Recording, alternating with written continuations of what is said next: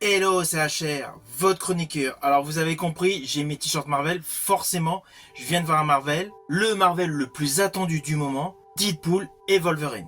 Avant d'aller plus loin, n'oubliez pas, si vous n'êtes pas abonné, pensez à le faire, pensez à la petite cloche pour les notifs. Let's go!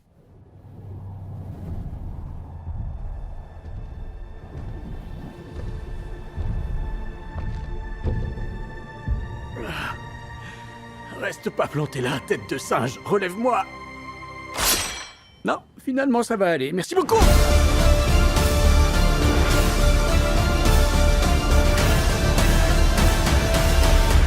Alors on va pas se mentir, d'entrée de jeu, ce qui m'a hypé à 100% pour ce film, c'est le retour de Hugh Jackman en Wolverine.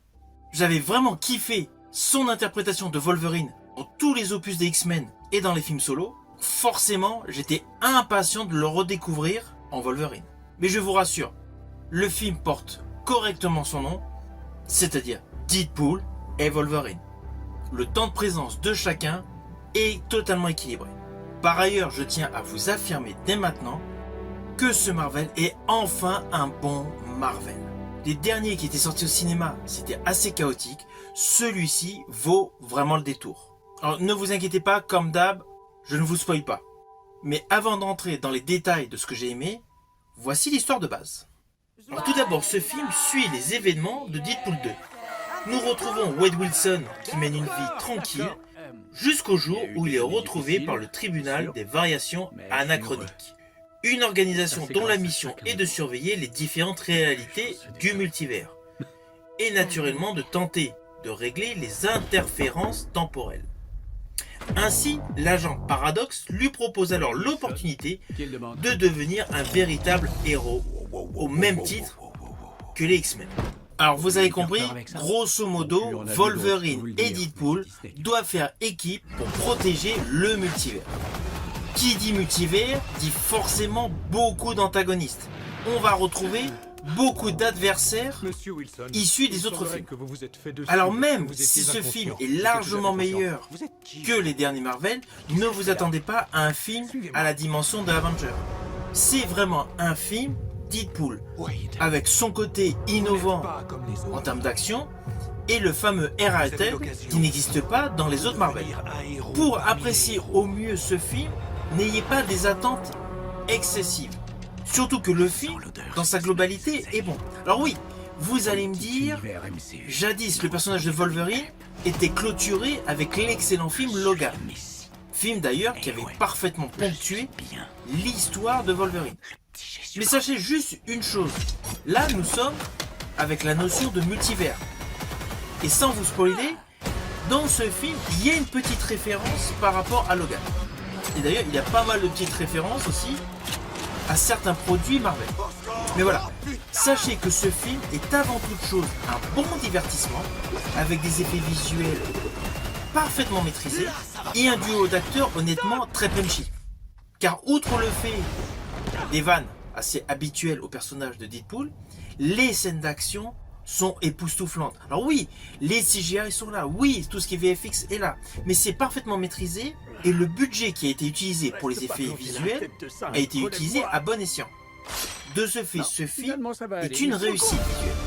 Avec de surcroît, le peps qu'apporte le personnage de Wolverine, qui selon moi a surtout permis d'avoir un Deadpool 3. Je pense que cela aurait vraiment été compliqué de faire un Deadpool 3 sans le personnage emblématique Wolverine.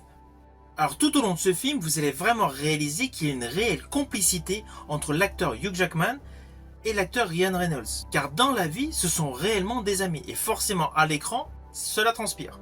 À cela s'ajoute la réalisation qui est parfaite de Shawn Levy, qui a déjà travaillé avec ses deux protagonistes. Il avait fait jouer Hugh Jackman dans Red Sea et il avait fait jouer Ryan Reynolds dans Free Guy. De ce fait, les deux protagonistes associés au réalisateur assurent un trio exceptionnel pour un film et un total divertissement. Alors, outre le fait que j'estime que le film est bien réalisé, la BO de ce film ajoute une plus-value, car toute la musique tout au long de ce film est utilisée pareil à bon escient. Les chorégraphies de combat sont en totale adéquation avec chaque plan séquence. La trame scénaristique est certes pas extrêmement calibrée, mais elle est bonne. L'essentiel c'est qu'elle assure son quota d'humour décalé et son quota nostalgique, et la musique est utilisée vraiment au moment où il faut, avec une très bonne BO. Alors même s'il y a des défauts concernant certaines séquences, ce film répond totalement aux attentes.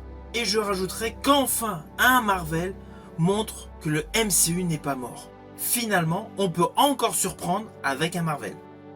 Surtout que ce film est réalisé avec brio, il est sanglant, il est violent, il y a un humour déjanté, et le duo de personnages iconiques est topissime. Alors attention à ce que je vais dire, cela peut s'apparenter à un spoil, mais c'est plus par rapport à un détail visuel. En plus, il se déroule durant le générique de fin.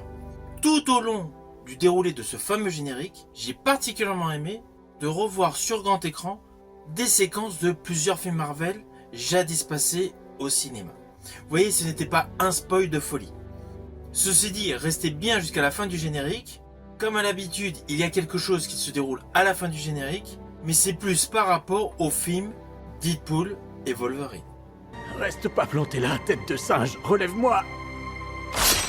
Non, finalement ça va aller, merci beaucoup. Alors au final, naturellement, c'est un film que je vous invite à découvrir au cinéma. Si ma vidéo vous a plu, n'oubliez pas, petit pouce vers le haut, pensez au partage. Quant à moi, je vous dis à bientôt pour une prochaine vidéo.